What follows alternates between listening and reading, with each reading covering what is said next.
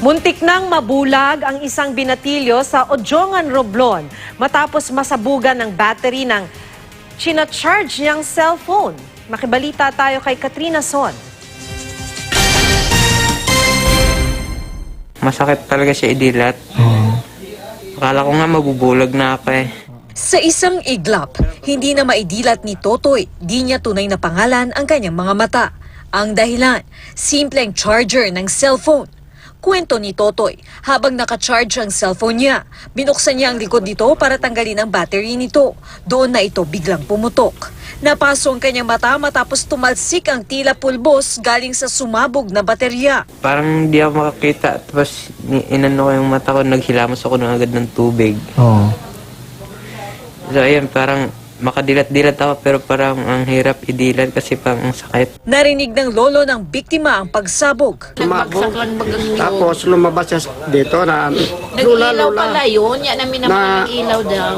dalhin mo ako sa ospital. Nabulag yata ako. Sabi O, niya, nag-iyak na siya. natakot. Dahil sa sinapit niya, may mahalagang leksyong natutunan si Totoy. Pag nag-charge kayo ng cellphone, huwag gagamitin. Yan din ang payo ng eksperto. Ang mga battery kasing ginagamit ng mga telepono ngayon, tinatawag siyang lithium-ion. Kasi napaka-efficient niya pag nag-charge ka, saka nagdi-discharge siya. Pero ang problema sa battery to, pag na-puncture siya o nasugatan, highly pressurized siya, pwede siyang sumabog.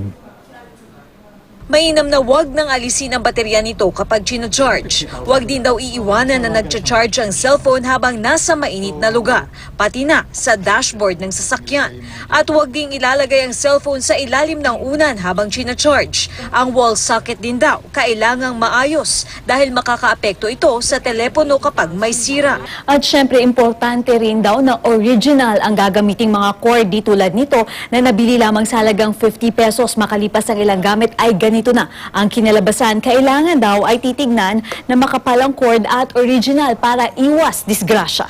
Payo ni Art Samaniego, palaging i-check ang baterya ng cellphone. Kapag mali ang pagkakagamit, lumolobo ito at posibleng sasabog. Paikutin mo. Pag di siya umikot, hindi pa siya nakalobo. Pero pag ito, battery to, tinulak mo, so ibig sabihin, lumobo na siya. So delikado na yun, huwag mo na siyang gagamitin. Katrina Son, GMA News.